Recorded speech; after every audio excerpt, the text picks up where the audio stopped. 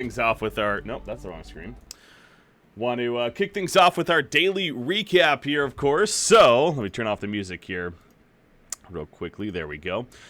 Daily recap. So yeah, the daily recap. Obviously, I like to go over things that happen in the competitive scene, Dota 2 competitive scene, as of really yesterday into today, and actually a couple more things worth mentioning today to kind of update on.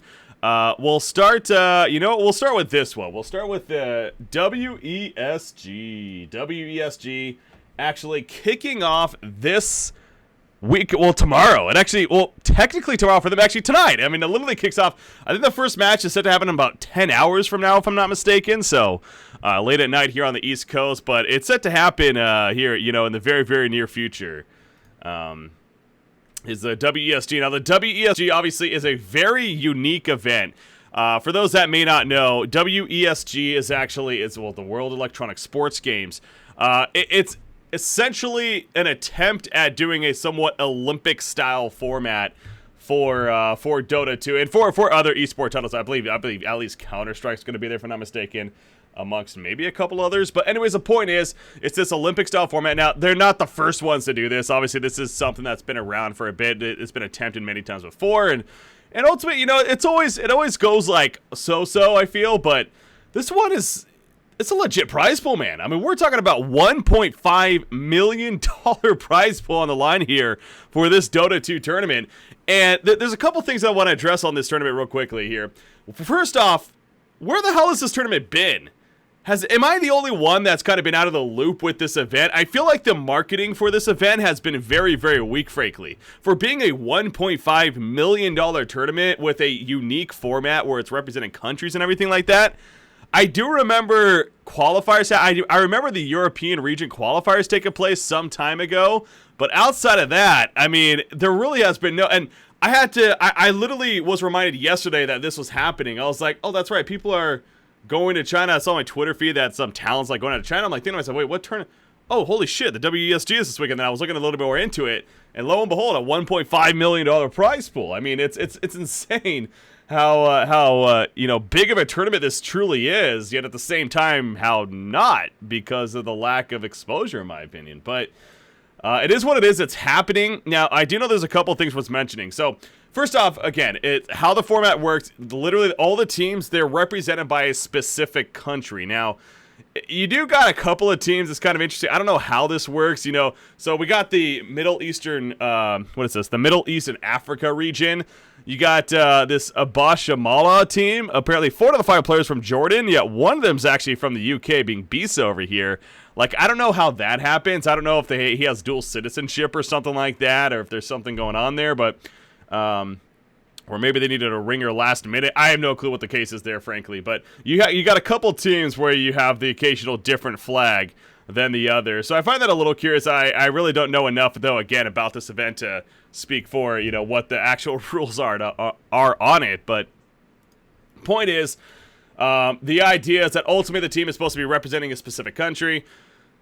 They had qualifiers for a while there, I guess. I find that a little curious. I really don't know. That was some echo going on.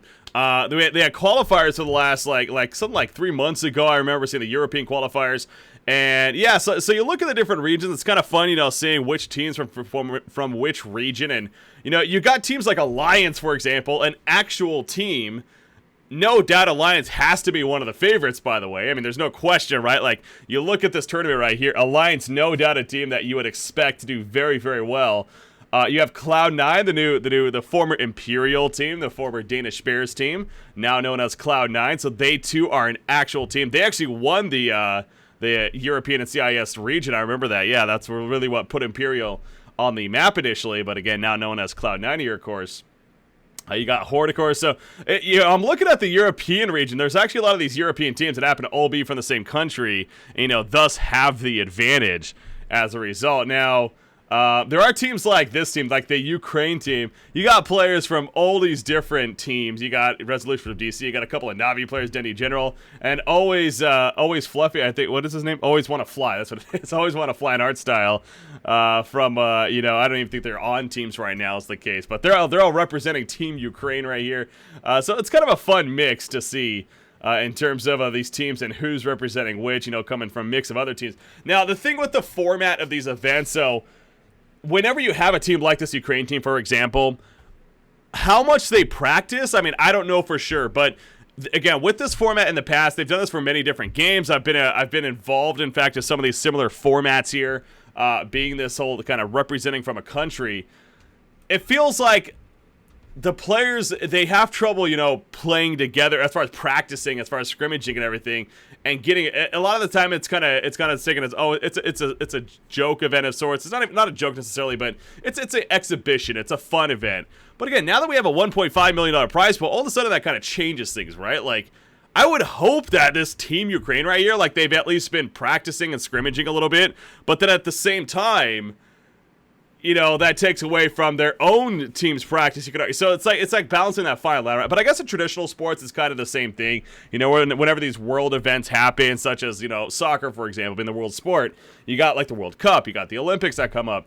Obviously, there's those breaks from the club football or soccer matches that take place, and then they all, come together and they practice as a country representation. So, again, I don't know how seriously some of these teams have been practicing together that are a mix of many teams, but I do feel you ultimately have to give advantages to teams like Alliance, like Cloud9, like Horde, these ones that are actually a team and they all happen to be from the same country, and thus, this tournament kind of, it favors them really when it comes to that. Because you got teams like, why aren't Evil Geniuses here? Why aren't DC? Obviously, they are a mix of all over the place as far as different countries and everything. So, yeah, there's definitely some fun teams though here throughout. Now, another thing to note on this event, I do remember it is a Kalamazoo shirt. Yes, I am from Kalamazoo, Michigan.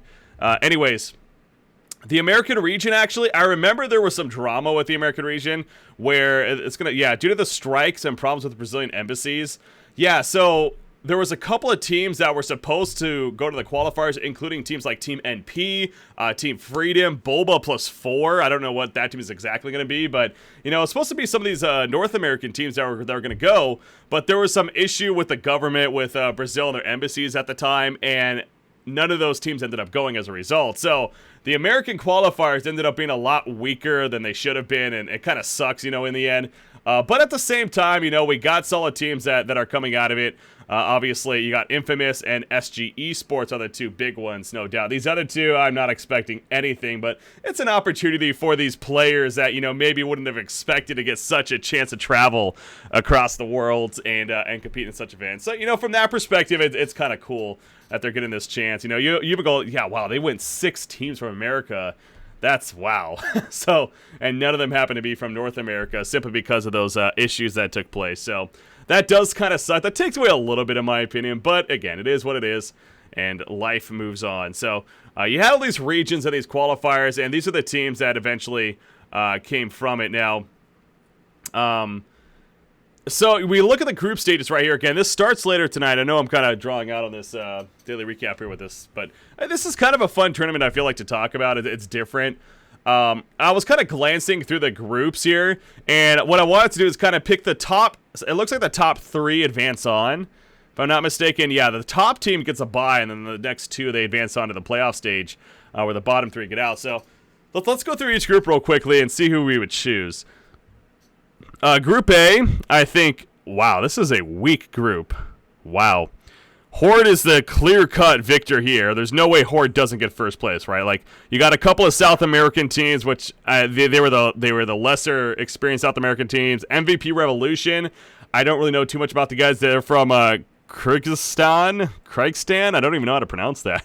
It's kind of funny seeing MVP, by the way. Obviously, speaking of that, MVP officially announcing their dropping of the Dota 2 team. Granted, all their players went to other teams, actually. MVP Phoenix, that is. So there wasn't really much of an announcement. But who's to be or not to be? Their APAC winner. Okay, so from China. Interesting. So this... Yeah, that's the other thing, too. A lot of people wondering why a lot of Chinese teams aren't in this event.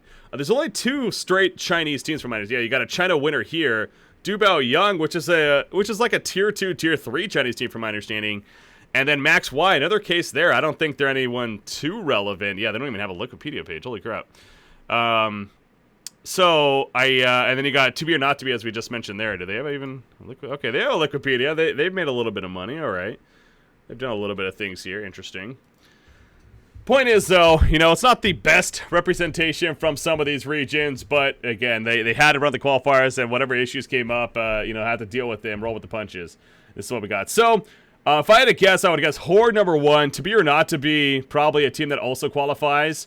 Bravado Gaming, I don't know if I expect too much out of them. And then I guess one of the American, maybe MVP Revolution. I don't know. That's a tough one, man. Horde and To Be or Not To Be are probably the clear cuts, though, out of Group A. Definitely a very weak group overall. Apparently, though, okay, so the Chinese qualifiers, Merrick's is letting me know that we're based in provinces. So only players in the same province can play together? Oh, well, that changes it a lot then. Okay. Interesting. Huh. Okay. Well, yeah, so that's, I don't know what to expect with these Chinese teams then either, but out of Group B, Group B definitely steps it up a little bit. You got Cloud9, no doubt going to be one of the favorites. I would think, honestly, SG Esports, I think, is actually a pretty quality team from the America. They were the runner-up. This is a team that I got the chance to cast a little bit in the Pro Dota Cup that I casted some weeks back here, about a month ago now even.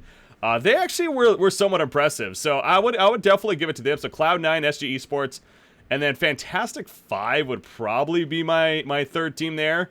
Obviously, you got some very recognizable players. It's another one of these cases they're kind of bringing players from all these different teams together for this formation, so that'll be fun to see how that works. But I think I would have to say Fantastic 5 as the third team, no doubt. Vulture, yeah, probably not. Yeah, I wouldn't expect them. But so Cloud9, Fantastic 5, and SG Esports out of Group B. Yeah, no, that's Imperial, no doubt. Yeah, they're going to be one of the favorites, right? Like, they won the European qualifiers, and I know they're under a different organization now, but as a team, they are obviously still a very, very good team. Group C, what do we got here? Alliance, 100%. Dubao Young, and who the fuck knows? I sure don't. Maybe a Bashalamala? I mean, Team 1 Ecuador, Dark Passage. Where's Dark Passage? Dark Passage. Okay, they were another one of these Middle Eastern African. Yeah, we'll go a Balamishma, a Bashamala, Dubao Young, and Alliance, of course, out of Group C. Yeah, so far Group B definitely looking the strongest. I definitely agree there. I mean, none of them's. I don't think there's a clear-cut group of death by any means, but Group D so far or Group B, excuse me, look at the strongest.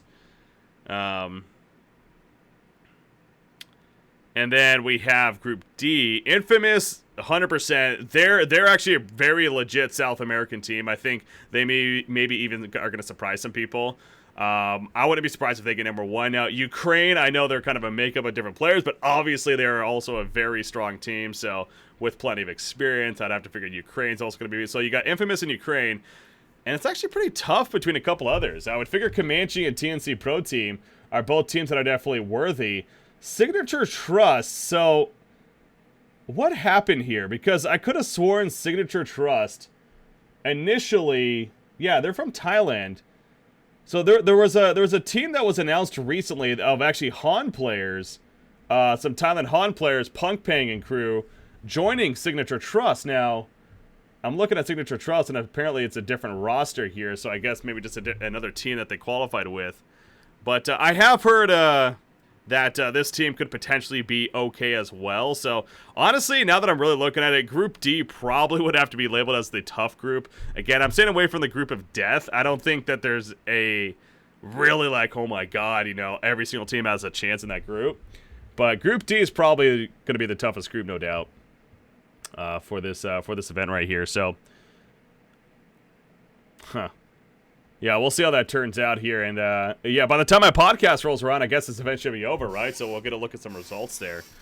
That should definitely be fun. But out of Group D, Infamous, Ukraine, and then I don't know if I had to choose, maybe Comanche, but I don't know. Comanche, I know they're also kind of a makeup. Yeah, they got a couple of players from Team Friends over here joining with them as well.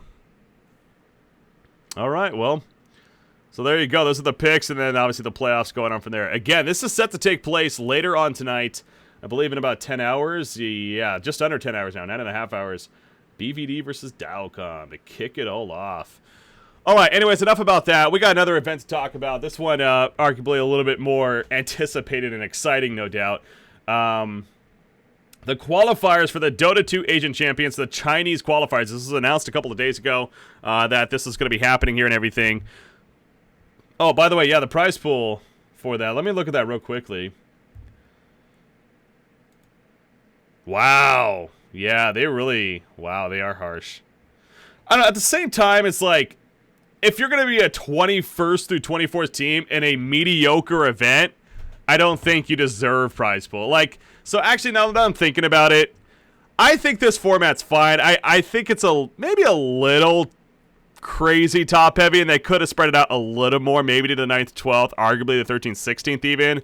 But I'm fine with it overall, because, again, we're talking about an event that's not necessarily a true event and determining the best team out there. It's this unique, this fun idea of representing countries and kind of asking players to, you know, come together from specific countries and leave their teams for a little bit to participate in said event. We've already talked about how they've already had issues with the qualifiers and everything, and how maybe the best teams, because that weren't necessarily a part of it. So I don't know. I overall, I think I'm fine. Honestly, teams like that finish down here, the fact that they even get this experience to get flown out to China, to be set up in a hotel, to compete in a LAN environment like this, they don't need money on top of that. Like, yes, I think you could argue that, I think there is the argument to be made that every player should get at least a little bit of money whenever they travel to events like this. It shouldn't just be simply, like, esports is getting to a point where if you're going to fly teams down to players, like, they should get some kind of compensation as well,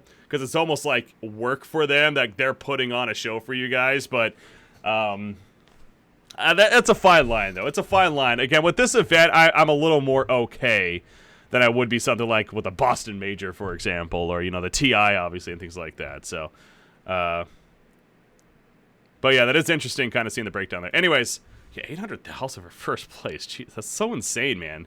Like, one of these teams is going to win $800,000 first place. God. Anywho, back over to this. The Dota 2 Asian Championships. So, yeah, the Chinese qualifiers announced that there's going to be starting here soon. Now, before they get into the main portion of the qualifiers, we actually need to find out one more team to join the qualifiers, and one of those teams includes Newbie Boss. Of course, Newbie Boss, the team that was just recently announced right here, of a player, Xiao A, coming back after the good 2-day retirement. You got Ferrari 430, a very experienced player, obviously. You got Schwan, a long-time player that's been around the scene forever and hasn't been playing for a little bit, but it's good to have him back, obviously. And we talked about this yesterday, but obviously, just to reiterate, Axe is a female player. She's apparently at 7,000 plus MMR over in the China scene, and this is going to be her first legitimate pro team to be on with a chance to qualify for a LAN, and she would be the first female player to participate in a LAN event, at a LAN event, if they do happen to qualify. So, and then Zy9, of course, happens to be the owner or CEO of Newbie. I'm not 100% sure, but one of the two. But he happens to be also a pretty good player on top of that. He's the boss of Newbie, as it says right here. So, a couple of reasons to be really excited for this team. I hope at the very least... Oh, I just closed it out. I hope at the very least, though, they do qualify for the qualifiers. Like, they better win this, right? Because winning this, then at least they get in here. And if they manage to get it's a top 4 spot, right? Yeah, the top 4 teams actually qualify. Yeah, it's because it's first, second, and third, and fourth. Yeah, the top 4 teams qualify from this tournament right here. So, I mean, obviously there's a lot of fantastic competition, and there's definitely no guarantee by any means. But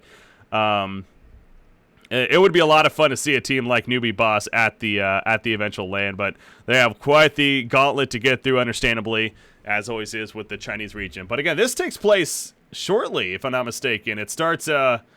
in about 8 hours from now, both of these matches going to be kicking off. So I know I'm going to be paying attention to this. I won't be casting it by any means or anything like that, but I'll be watching. I'll be watching later tonight, that's for sure, to see how this one plays out, this best out of 3 here. So, all right, so that covers it for that event. One more event, again, the KOD. We've been following this a little bit.